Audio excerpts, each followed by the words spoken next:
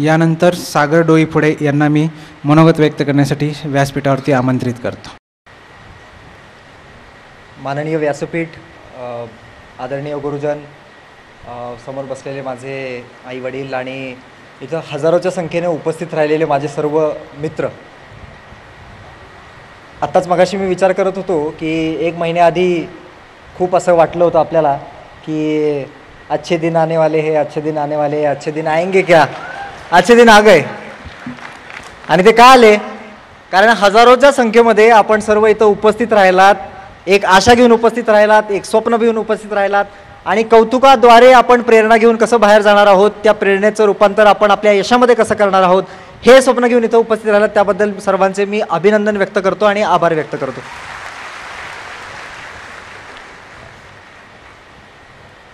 Sir, काल मी वारीला गेलो होतो 1 दिवस आणि वारीला गेल्यानंतर असंच मी चर्चा करत होतो. कारण प्रामुख्यानं आम्हाला सर्वांना असं वाटतं की वारी ही गोष्ट काय फक्त तिथपर्यंत सासवडपर्यंत किंवा कुठपर्यंत चालत जाणं परत येणं, दिस इज नॉट वारी. ह्याला काय आम्ही वारी म्हणत नाही. पण तिथं प्रत्यक्षात जाऊन काहीतरी विचारमंथन करणं, काहीतरी एक चांगली गोष्ट, काहीतरी चांगला एक विचार घरी घेऊन येणं, ह्याला म्हणजे आपण वारी म्हणतो. वारीमध्ये बोलत असताना मी असंच एक दिंडी चालक आहेत, दिंडी मालक आहेत, त्यांच्याशी बोलत होतो. तर त्यांनी मला सांगितलं, चर्चा करत करत आमचा असा विचार झाला की ते म्हटले की तुम्ही आता मोठे अधिकारी झालात, खूप चांगलं काम करणार आहे. मी म्हटलं सर, आमच्यासारखे जवळपास 7,000 अधिकारी देशामध्ये काम करत आहेत IAS IPSमध्ये आणि अजून भरपूर सारे अधिकारी काम करत आहेत. पण तुम्ही जे काम करताय, आम्ही फार फार तर एक थोडासा चेंज आणू शकतो, पण तुम्ही जे समाज व्यवस्था बदलण्याचं काम करताय, हे काम मला वाटतं सर्वात मोठं आपण करत आहात. हे सर्वात दृष्टीने महत्त्वाचं काम आहे. त्यातूनच विचार करता करता पुढचा एक विचार मला जाणवला की आपण साधारणतः भारताचा इतिहास एक थोडासा 2 मिनिटात बघूयात. इतिहासामध्ये सामाजिक संरचना बदलण्यासाठी किंवा एक पॉझिटिव्ह चेंज आणण्यासाठी कधी कधी प्रयत्न झाले, ते कसे कसे झाले.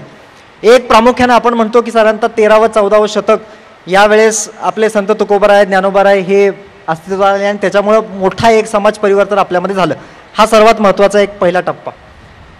या टप्प्यामध्ये आपल्याला माहिती आहे की सगळ्या या जाती व्यवस्थेच्या ज्या जबाबदाऱ्या होत्या त्या थोडंफार कमी करण्याचं एक मोठं काम आपल्या संतांनी तर केलं, एक चांगला विचार समाजाला दिला. दुसरा सर्वात महत्त्वाचा टप्पा जर आपण बघितला तर तो टप्पा होता की ज्यावेळेस आपले समाज सुधारक ह्यांचा जो टप्पा होता साधारणतः 19व्या शतकामध्ये किंवा 20व्या शतकामध्ये, की समाज सुधारक मोठ्या प्रमाणात आले आणि समाजामध्ये ज्या विविध आपले काही प्रॉब्लेम्स होते, महिलांचे इश्यू असतील किंवा त्यांचं स्टेटस असेल, हे सगळं सुधारण्याचे त्यांनी एक कार्यक्रम हाती घेतले. मग त्यामध्ये महात्मा ज्योतिबा फुले असतील, राजाराम मोहन राय असतील, ह्या सर्वच जे एक लाईन आपली आली तर त्याच्यामध्ये एक समाज रचना बदलण्याचं काम सुरुवात झालं. म्हणजे दर 200 वर्षानंतर आपल्याकडे समाज रचना बदलण्यामध्ये थोडासा एक प्रयत्न झाला. त्याच्यानंतर साधारणतः 1900 शतकानंतर आता जवळपास परत 150-200 वर्षाचा कालावधी उलटला आहे.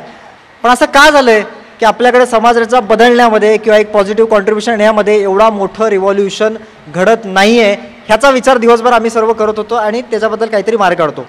पण आज मी इथं ज्यावेळेस उपस्थित राहिलो आहे आणि मला एवढ्या मोठ्या संख्येनं सर मला म्हटले होते की गणेश कला क्रीडा मंच आपल्याला तो पण पुरत नाही आहे.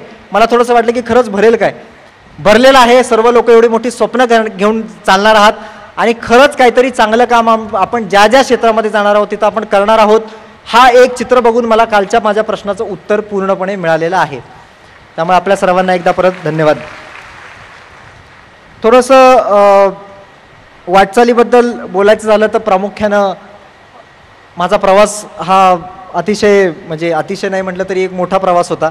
एकदमच पहिल्याच दुसऱ्या प्रयत्नामध्ये लगेच यश मिळाले आणि बाहेर पडलो असं नाही. जवळपास मला 3 जबरदस्त धक्के खावे लागले आणि त्याच्यानंतर मग थोडंसं कुठंतरी यश प्राप्त झालं. या सर्व प्रयत्नांमध्ये मला वाटतं की अभ्यास, स्ट्रॅटेजी, कसा अभ्यास करायचा, कुठली पुस्तकं वाचायचे, हा मुद्दा थोडासा गौण आहे. माझे आत्ताच मित्र जे सिलेक्ट झालेले आहेत त्यांनी तुम्हाला आत्ता ऑलरेडी म्हटलेलं आहे की स्वप्न ही सर्वात महत्त्वाची गोष्ट आहे. ती बघणं आणि ती प्रत्यक्षात उतरवणं हा सर्वात महत्त्वाचा मुद्दा त्या ठिकाणी होता. दुसरा सर्वात महत्त्वाचा मुद्दा होता की अपयशामध्ये ज्यावेळेस आपण खचून जाण्याची क्षमता असते त्यावेळेस आपल्या आजूबाजूला त्यातून बाहेर काढणारे आपले व्यक्ती किती आपल्याजवळ अवलंबून आहेत ह्याच्यावरती. तर माझ्या आईवडिलांचा अतिशय मोठा त्याच्यामध्ये वाटा आहे. कारण पहिल्या अटेम्प्टला इंटरव्ह्यू, दुसऱ्या अटेम्प्टला इंटरव्ह्यू, हे सगळे शेवटपर्यंत जाऊन आपण सक्सेस आपल्याला मिळत नाही आहे. कुठं आपण कमी करतोय, नक्की आपल्यामध्ये काय प्रॉब्लेम आहेत का, ह्याच्या सगळ्यातून मला बाहेर काढण्याचा जो सर्वात महत्त्वाचा वाटा आहे, त्यामुळे माझं मोठं एक योगदान यशाचं मी माझ्या आईवडिलांना समर्पित करतो. आईवडिलांचा रोल हा असतो आपल्या आयुष्यामध्ये, परमेश्वराचं स्वरूप ते आपल्याजवळ नेहमीच असतात. पण ह्याच्या व्यतिरिक्त गुरुजनांचा एवढा मोठा वाटा नेहमीच असतो आपल्याला. नुसतं आता आपल्यासमोर उभं राहिलो आहे म्हणून काहीतरी गुरुजनांना बोलायचं आहे असा अजिबात वाटा नाही आहे, असा अजिबात गोष्ट नाही आहे. मी स्वतः सरांकडे युनिक अकॅडमीमध्ये पॉलिटिकल सायन्सच्या बॅचसाठी होतो. वास्तविक पाहता सरांची मी रेग्युलरली फार टचमध्ये नसायचो, पण ज्या वेळेस मी सरांकडे पेपर घेऊन जायचो स्वतः चेक करण्यासाठी, मी काय क्लासला सरांच्या रेग्युलर नव्हतो, पण ज्या वेळेस मी सरांकडे पेपर चेक करून घ्यायचो, सरांनी हा ॲक्च्युली हे व्यासपीठ नाही आहे सांगण्यासाठी, पण एकही रुपया न घेता सरांनी जवळपास 15 ते 20 माझे पेपर सलग चेक करून दिले. विदाऊट एनी अपेक्षा माझे त्यांनी फीडबॅक करून दिले. म्हणजे गुरुजन कुठल्याही अपेक्षा न करता फक्त आपल्यामध्ये जर स्पार्क दिसला की हा मुलगा प्रयत्न करू शकेल, हा मुलाला काहीतरी करायचं आहे, फक्त या आशेवरती सरांनी माझ्यावरती विश्वास टाकला आणि सरांनी मला संधी उपलब्ध केली, यासाठी मी शतशः आभार सरांचे व्यक्त करतो. त्याचबरोबर ज्ञानप्रबोधिनी पुणे इथे मी होतो, तिथेसुद्धा मला चांगली सपोर्ट सिस्टीम उपलब्ध झाली. मी ज्ञानप्रबोधिनीमध्ये शिकवत असतानासुद्धा माझे सगळे आता बरेचसे मित्र इथे उपलब्ध आहेत, त्यांनी मला नेहमीच प्रोत्साहन देत राहिले आणि पुढं मी जात राहिलो. ह्याबद्दल मी सर्वांचे ऋणी आहे आणि आभारी आहे आणि मी त्यांना सगळ्यांना शाश्वती देतो की पुढं मी जिथंही काम करेल, जी पण मला संधी उपलब्ध होईल. महाराजांचा एक अभंग आहे की निश्चयाचे बळ तुका म्हणे ह्याची फळ. फळ म्हणजे नक्की काय? फळ म्हणजे नक्की 310वा रँक मिळाला, आता IPS मिळेल, हे माझं फळ आहे का? नाही. चांगलं काहीतरी मला एखादं पोस्टिंग मिळेल, मी काहीतरी नेहमीच चर्चेमध्ये राहील, हे माझं फळ आहे का? नाही. या सर्व मागच्या प्रवासामध्ये, मागच्या 4 वर्षाच्या कालावधीमध्ये जे निश्चय क्षमता माझ्यामध्ये प्राप्त झाली, एखादी गोष्ट जर मी चालू केलेली आहे तर ती मी तडीच नेईल आणि ती तडीच नेलेली गोष्ट पूर्णपणे यशस्वीरित्या साकारेल, हे फळ माझं आहे. आणि त्यामुळे या फळाच्या, या शिकवणीच्या नेहमी पावलावर पाऊल ठेवत मी नेहमी पुढे चालत राहील आणि चांगलं काम करेल. त्यासाठी आपल्या सर्वांचे शुभेच्छा आणि आशीर्वाद ह्या माझ्याजवळ असणारच आहेत, सरांच्या पण असतील. आपल्या सर्वांची एवढंच बोलून मी रजा घेतो. धन्यवाद. जय महाराष्ट्र.